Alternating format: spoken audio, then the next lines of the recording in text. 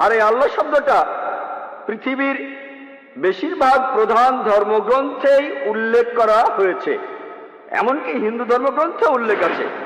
যদি ঋগ্বেদ পড়েন 2 নম্বর গ্রন্থ 1 নম্বর অনুচ্ছেদের 11 পরিচ্ছেদে সর্বশক্তিমান ঈশ্বরের একটি বৈশিষ্ট্যের কথা আছে। ঋগ্বেদের 2 নম্বর গ্রন্থ 1 অনুচ্ছেদের 11 পরিচ্ছেদে, সেটা হলো আল্লাহ। আর যদি সংস্কৃত ডিকশনারি পড়েন, হিন্দু ডিকশনারি, বলা হয়েছে আল্লাহ সৃষ্টিকর্তার একটি নাম। এছাড়াও আরো আছে, সৃষ্টিকর্তাকে বলা হয়েছে আল্লাহ। ঋগ্বেদে 3 নম্বর গ্রন্থে 30 অনুচ্ছেদের 10 পরিচ্ছেদে, এছাড়াও ঋগ্বেদে 9 নম্বর গ্রন্থ 67 অনুচ্ছেদের 30 পরিচ্ছেদে সৃষ্টিকর্তাকে বলা হয়েছে আল্লাহ।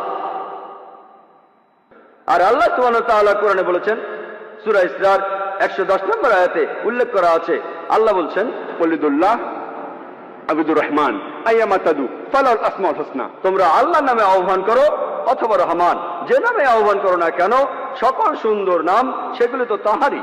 আপনি আল্লাহ সুবহানাহু ওয়া তাআলাকে যে কোনো নামে ডাকতে পারেন, তবে নামটা হবে সঠিক নাম, এটা হবে সুন্দর নাম, এতে করে আমাদের মনে কোনো ছবি ভাসবে না। আর এই কথাটা যে সুন্দর নামগুলি সেগুলো আল্লাহ তাআলার, এই কথাটা সূরা ইসরার 110 নম্বর আয়াতে, এছাড়াও কথাটা রয়েছে পবিত্র কোরআনে সূরা আরাফের 180 নম্বর আয়াতে, সূরা তাহার 8 নম্বর আয়াতে এই কথা বলা হয়েছে। এছাড়া উল্লেখ আছে সূরা হাশরের 24 নম্বর আয়াতে যে সবচেয়ে সুন্দর নামগুলি সেগুলি আল্লাহ তাআলার।